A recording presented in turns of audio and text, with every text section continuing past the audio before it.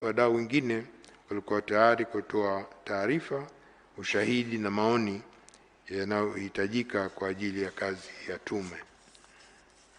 Hata hivyo, vipo vyama vya siasa vichache, wanasiasa, wanaharakati na viongozi wa mashirika yasiyo serikali wachache walioalikwa kwa maandishi kufika mbele ya tume, lakini hawakufanya hivyo. Tume inaridhika kuwa ambao hakuja mbele ya tume ni kwa utashi wake na tunaoheshimu, lakini si kwa kinyima au kukosa fursa ya kuwa sehemu ya safari hii. Mheshimiwa Rais, ushahidi wa kidijitali ulikuwa sehemu kubwa katika uchambuzi wa tume, hususan katika kuelewa madhara ya kibinadamu.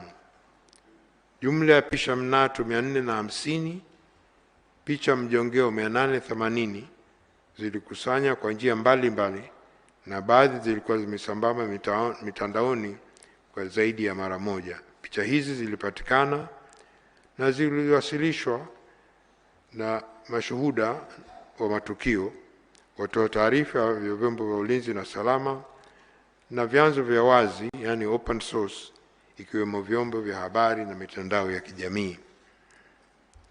Katika kubaini uhalisia wake, baadhi ya picha zilizochambuliwa na kufanya uchunguzi wa kisayansi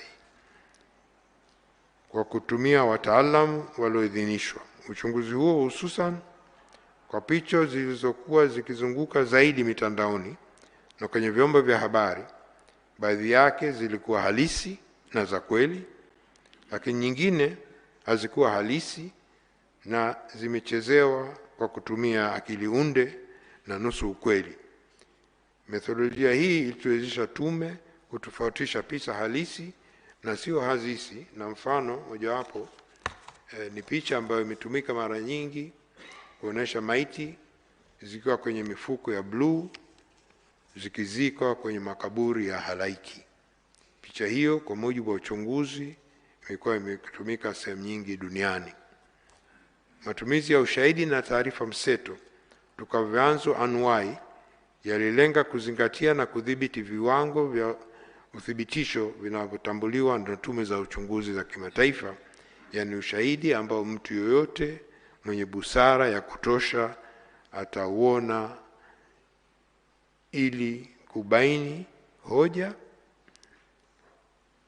Tume ilitegemea zaidi ushahidi wa taarifa mseto zilizokusanya kutoka vyanzo anuwai vya moja kwa moja na vya rejea, vile vile vielelezo hivyo vya kidijitali. Tume pia izingatia umuhimu wa kuwa na ushahidi unaojitosheleza na ushahidi mwingine unahitaji kuungwa mkono. Matokeo ya uchambuzi. Mheshimiwa Rais, baada ya kueleza metodolojia ya uchunguzi, naomba sasa nijielekeze kwenye matokeo ya uchunguzi. Chanzo cha ghasia. Nitaanza kwa chanzo cha ghasia ambacho katika muktadha wa ripoti hii tumetofautisha kati ya chanzo na kichocheo cha ghasia. Chanzo ni sababu, asili, chimbuko au mzizi wa swala ambalo limedumu kwa muda mrefu bila kupatiwa ufumbuzi na kuwa na athari hasi katika jamii.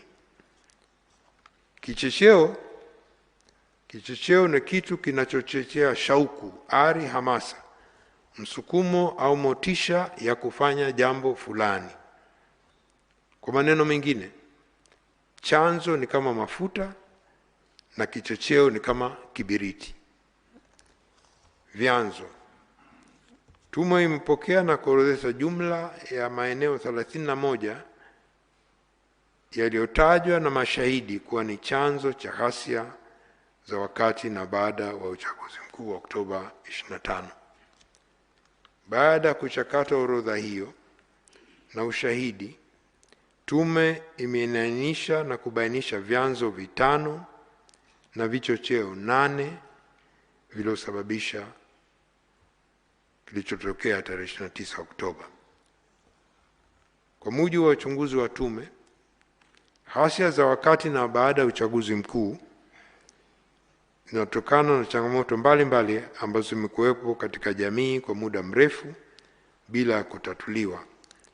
Vyanzo hivyo ni pamoja na vifuatavyo.